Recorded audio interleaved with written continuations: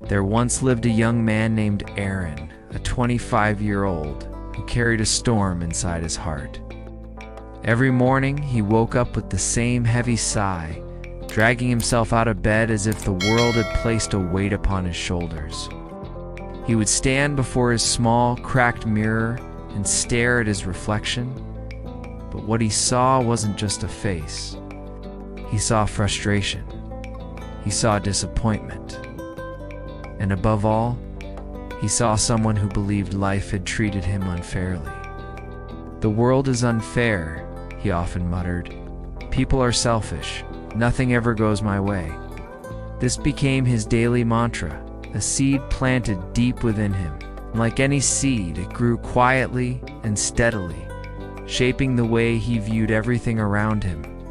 When a neighbor forgot to greet him, he saw it as rudeness. When someone received an opportunity before he did, he saw it as injustice. Happiness seemed to walk past him, while sadness followed him everywhere like a shadow. One day, after yet another argument with people in his town, Aaron felt something within him break. He packed his old backpack, looked at his familiar but tiring surroundings, and said to himself, "Maybe the problem isn't me. Maybe this place just isn't right for me. I move somewhere else. Maybe I'll finally find peace." With that hope, left his town behind and began walking along a dusty road that led to a new village miles away. The sun hung high in the sky, and although the journey was long, Aaron's heart was fueled by one thought: a new place means a new life. When he finally arrived at the village, the first person he met was an old man sitting under a large banyan tree. The man had gentle eyes and a smile so calm, it almost felt like a warm breeze. "Welcome, traveler," the old man greeted. "What brings you here?" "I'm looking for a better place to live," Aaron replied. "My old town was full of rude, selfish people. I couldn't stand being there anymore." The old man stroked his beard thoughtfully. "And tell me, what kind of people do you hope to find here?" "Better people," Aaron said quickly. "People who are kinder, more honest, less selfish."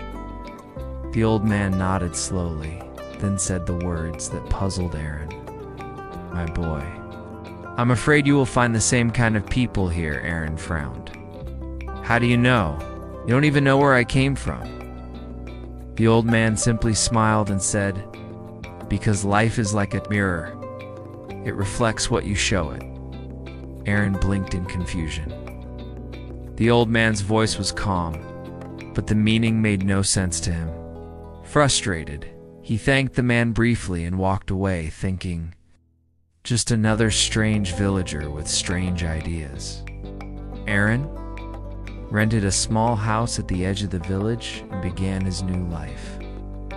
At first, everything felt fresh and promising, but soon things changed. His neighbor barely responded to him. Shopkeeper overcharged him for bread. Children in the street didn't smile back at him. "This place is no different," Aaron grumbled. "Everyone here is just the same. Maybe the world really is full of terrible people." Weeks passed, and Aaron's disappointment grew heavier. But one afternoon, something unexpected happened. As he walked through the village square, he saw a young boy trip on a stone and fall. Several people walked past, too busy to notice. But one woman rushed over immediately. She knelt beside the child, wiped his tears, and spoke with gentle words. "There, don't worry. You're strong. You'll be okay." The boy's crying softened. A small smile appeared. The woman smiled back. Aaron stopped walking. Something in this simple scene stirred his heart. It was warmth of feeling he had nearly forgotten existed.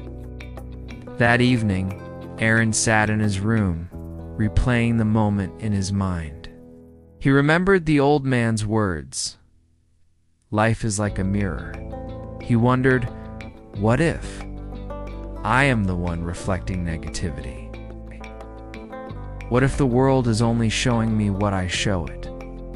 For the first time in his life, Aaron decided to test this idea. The next morning, he greeted his grumpy neighbor with a cheerful good morning. The neighbor didn't respond. Aaron felt the familiar frustration rising, but he pushed it down. He tried again the next day. Still nothing. But on the third day, the neighbor suddenly nodded. A week later, he smiled. Encouraged, Aaron began making small changes. He helped an old woman carry her basket at the market. He thanked the shopkeeper, even when he felt annoyed. He smiled at children playing in the street. And slowly, very slowly, the village began to change around him. People he once thought were unfriendly greeted him warmly. The shopkeeper gave him a fair price. Children waved at him with bright, innocent smiles. The village felt warmer, brighter, kinder. But in truth, the village had not changed. Aaron had. One afternoon, Aaron returned to the banyan tree where he had first met the old man. The man was still there, sitting peacefully, as if time itself moved more gently around him. Sir Aaron said softly, "I think I understand now." The old man opened his eyes and smiled. "And what have you learned, my boy?" Aaron looked at the village, the laughing children, the golden sunlight, the gentle breeze whispering through the leaves, said quietly, "When I was angry, the world looked angry. When I became kinder, the world became kinder. I kept thinking the world was the problem, but all along, the world was only reflecting me." The old man nodded. "Exactly. Life doesn't show you what you want, it shows you who you are. If you smile, it smiles back. If you frown, it frowns. If you want a better world, then be a better reflection." Aaron bowed his head. "Thank you," he whispered. "I finally found the place I was looking for." The old man chuckled. "You didn't find a better place, my boy. You became one." This story reminds us all, the world is a mirror. If you search for darkness, you will find it. But if you choose to look for light, you will see it everywhere. Be kind, be patient, be grateful. Not because the world is perfect, but because your heart has the power to make it better. So ask yourself, what kind of reflection do you want to see in your life? Don't forget to like, share, and subscribe for more inspiring English stories only on English Life Tales. Reflect, learn, grow. Thanks for watching.